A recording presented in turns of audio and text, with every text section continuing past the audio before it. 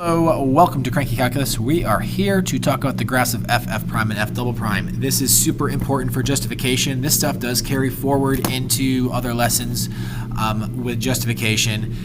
The question we have here, we just have one prompt. There will be just a wee bit of estimating on it because we're not given every single little detail, but this is what you need to look at for your justification. There are many points lost throughout every single year based on our justification, and it's because of problems like this. So let's go ahead and get into this and let's tackle it. Do not forget to like, do not forget to subscribe, and don't forget to download the free set of notes that we have here in the description.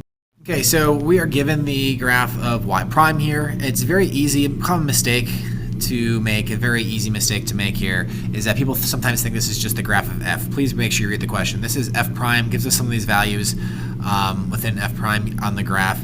It says that f is continuous on its domain, and it gives us some of those values of f. So let's go ahead and go through this. So let's go and see when the graph of f is increasing. The easiest thing to do is just to make a sign chart to refer off of.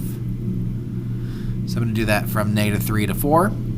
I need to find out where f prime is equal to 0, and that's going to happen on my graph right here. It looks like x equals -2. I told you there's a little bit of estimating here. 1 and 3. So I'm going to go ahead and plot those points on here on my sign chart. You can clearly see that f prime is above the x-axis between -3 and 2, -2 and 1, below the x-axis from 1 to 3, and above from 3 to 4. Using that sign chart, we can now see where we're increasing. It's much easier to look at the sign chart.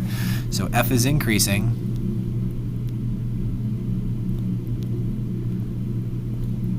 on, we're not going to include -3 because it specifically asks me just between -3 and 4, not including it, all the way until 1. So we're going to include -2 and 1 in that. And actually we're going to include 3 and go all the way to 4 because f prime is positive. Now, that's the justification that'll get the job done. Technically here, why are we including -2 and 1 and 3 in our increasing here? Because f is continuous. That's going to include those points. Okay, I just want to be technically right here, and that is why that justification works out.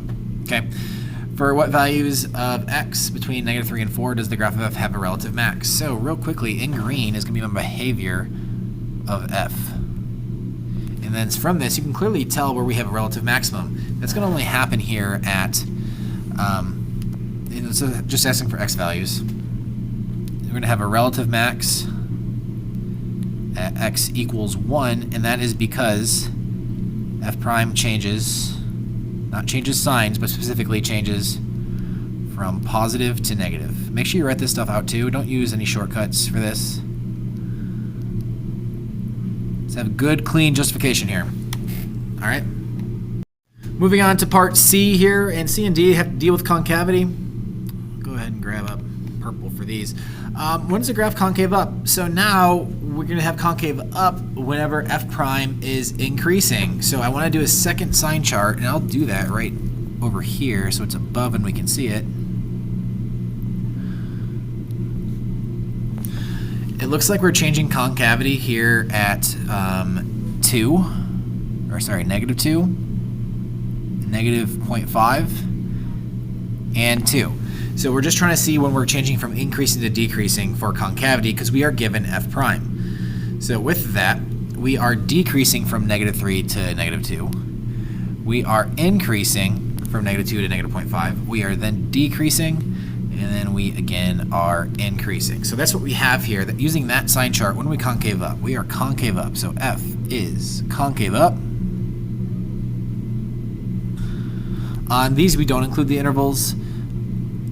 -2 to -0.5 and 2 to 4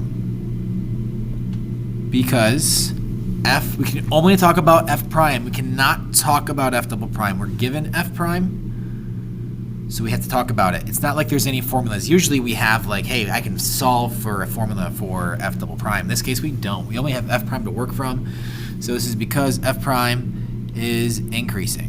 So this is the only justification that will be accepted. Okay? For what values of x between -3 and 4 does the graph of f have an inflection point? That's going to be every time f double prime changes signs. You can clearly tell that from my sign chart that we're going to have inflection points. So inflection points at inflection point at x equals -2, -0.5, and 2, because f double prime changes signs, but we're not allowed to talk about f double prime. We have to talk about f prime because f prime has local extrema, and that's going to be our justification here at those points. So we can only talk about f prime. The only way to talk about concavity and inflection points with f prime is increasing, decreasing. I think it just sums it up easy if we just say, hey, we have local extrema, because we know local extrema only occurs when we change from increasing to decreasing and vice versa. Instead of writing that out, we can just go ahead and use the word local extrema. I think that's much better. That's big brain stuff right there. Okay, and let's go ahead and wrap up everything here with part E. So looking at part E here, find what values of x for which f assumes its maximum. That means candidates test. Anytime you see absolute maximum or even just the word maximum, that's going to be candidates test.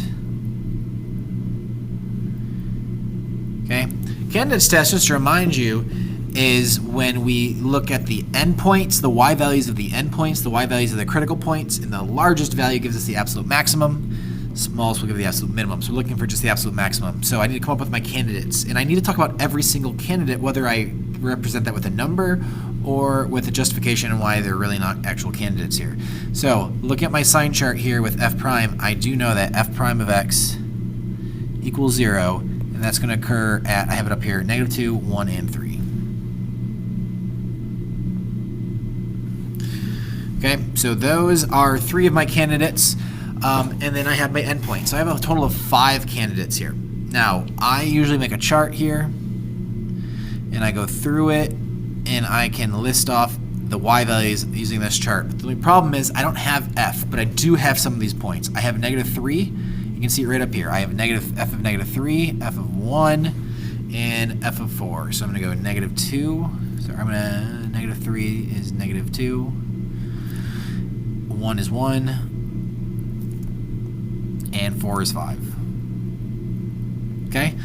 Now, probably saying to yourself, wait, where are the other candidates? Where's -2 and 3? Well, if we look at -2 and 3, -2 is not a local max because we increase before -2 and after -2, where it's not local extrema, so I don't care about -2. That's actually not a candidate. But since f prime equals 0 there, we do need to talk about it. And same thing happens at 3 in terms of it not being a local max. That's actually a local min. So I'm going to reject my candidates. X equals -2 and x equals 3 cannot be absolute maxes because they are not relative maxes or endpoints. So specifically for absolute maxes, they can only occur at relative maxes or endpoints, or it cannot occur anywhere else as long as our function's continuous. Okay, so with that being said, I have now talked about -3 and 4, my endpoints. I talked about where f prime is equal to 0. I can go ahead and answer this question. So what are the values of x? So the max is at x equals 4. Because that gives us our largest number. At x equals 4, we get 5. That value is 5, by the way, but it only asks for the location, so I'm good to go. Usually it's a good habit to name what your value is, but just for the sake of your notes, I won't put that in there. If I were taking a test, I'd tell you just put the dang value as well, because a lot of people make a mistake about answering the wrong question. Sometimes they'll put the value and not the location. Sometimes put the location not the value. I usually like to tell my students to put both of those, but here, since it's these notes, I just want to make sure that we're hitting home what we need to hit home. So that is going to wrap up our lesson here today on these graphs. Again, make sure we justify with what we have. This is a change from recent years within AP Calculus. So best of luck to you, and please like and subscribe for more content like this.